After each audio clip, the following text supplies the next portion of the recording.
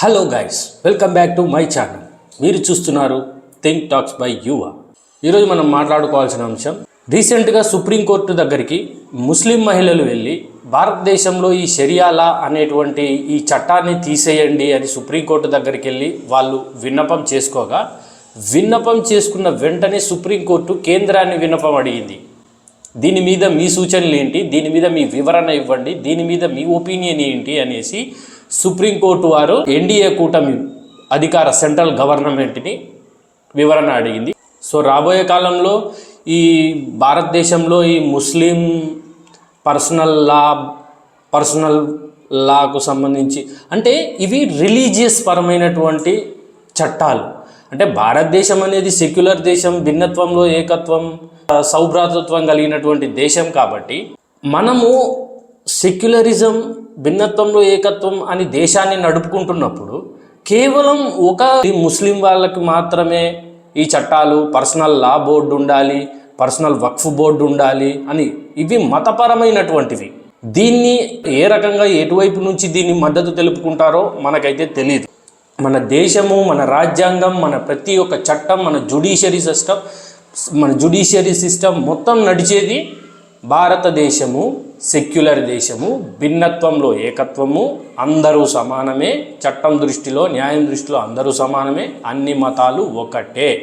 ముస్లిం personal లా board కేవలం ముస్లిం వాళ్ళకే వాళ్ళ పెళ్ళిళ్ళు వాళ్ళకు షరియా చట్టాన్ని అలౌ చేసేసి దాంట్లో ముస్లింలు నాలుగు పెళ్ళిళ్ళు చేసుకోవచ్చు అని వాళ్ళు ప్రకటించుకోవటం, ఇవన్నీ గత 65 ఏళ్ళు ఒక పార్టీ పరిపాలించింది కదా. వీళ్ళ ఓటు బ్యాంకుల కోసం ఒక వర్గాన్ని మాత్రమే సంతోషపరచాలి అనేటువంటి గుణంతో ఈ వక్ఫ్ బోర్డు అనేది కానీ, షరియా చట్టం అంటే ఓన్లీ ఈ భారతదేశంలో ఉన్న షరియా చట్టం అనేది చాలా విచిత్రమైన షరియా చట్టం. ఎందుకంటే ఈ భారతదేశంలో ఓన్లీ 4 పెళ్ళిళ్ళు, ఇష్టం వచ్చిన 4 పెళ్ళిళ్ళు చేసుకోవచ్చు, లేకపోతే తలాక్ చెప్పేసుకొని డివోర్సు తీసుకోవచ్చు అని కేవలం ఇంతవరకే దీనిని పర్మిషన్ ఇచ్చారు. కానీ షరియా చట్టంలో ఉన్నటువంటి శిక్షల విషయం, తప్పులు చేసినప్పుడు, క్రైములు చేసినప్పుడు చేసే శిక్షల విషయంలో ఈ భారతదేశంలో ఉండేటటువంటి ముస్లింలు షరియా చట్టానికి సంబంధించినటువంటి శిక్షలను మాత్రం పక్కకు పడేశారు.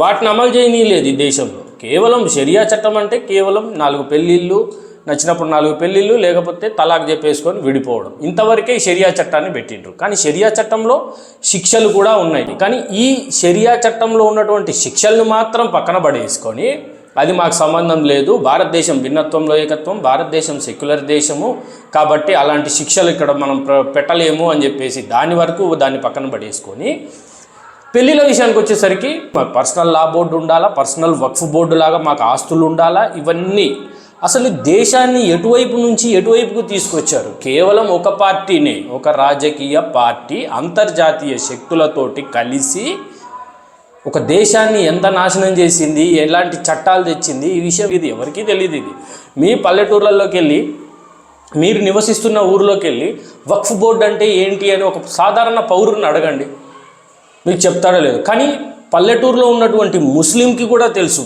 వక్ఫ్ బోర్డు అంటే ఏంటో.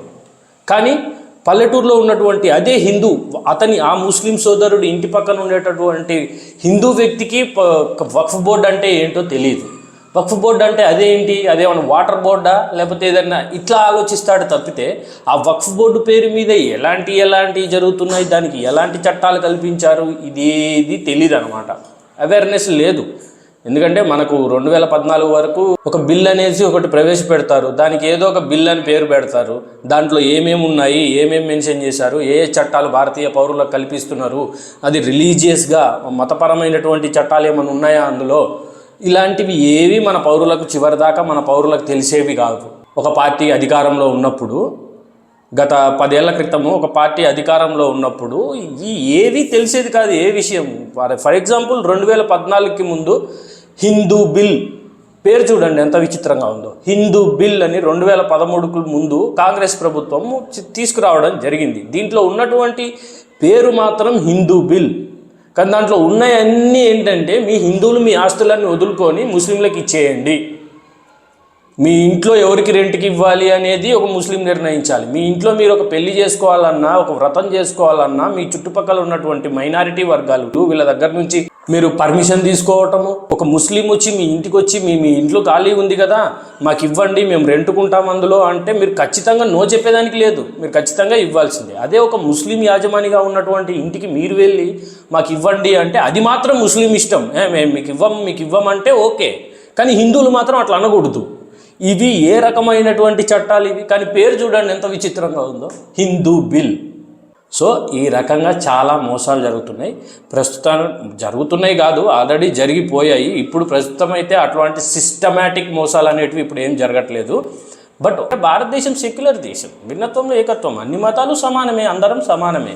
అలాంటప్పుడు కేవలం ఒక వర్గానికి మాత్రమే ప్రత్యేక చట్టాలు, ప్రత్యేక న్యాయాలు, ప్రత్యేక లా బోర్డులు, ప్రత్యేక ఆస్తుపాస్తులు, ఇవన్నీ మతపరమైనటువంటి ఆస్తుపాస్తులు ఇవన్నీ ఎవరు కల్పించమన్నారు? ఇప్పుడు అర్థమవుతుందా మీకు? ఇప్పుడు జరుగుతున్న మత గొడవలకు ఎవరు కారణమో ఇప్పుడైనా మీకు అర్థమవుతుందా?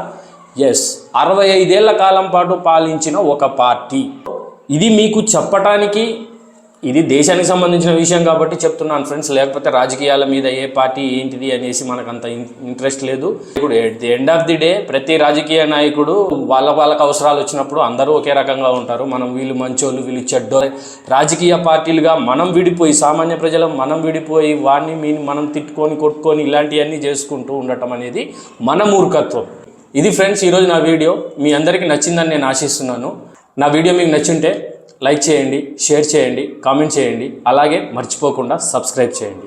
నా వీడియోని, నా ఛానల్ని మీ బంధుమిత్రులకి, మీ ఫ్రెండ్స్కి, అలాగే మీకు తెలిసిన వాళ్ళకి, తెలియని వాళ్ళకి అందరికీ షేర్ చేయండి. ఎందుకంటే పనికొచ్చే వీడియో.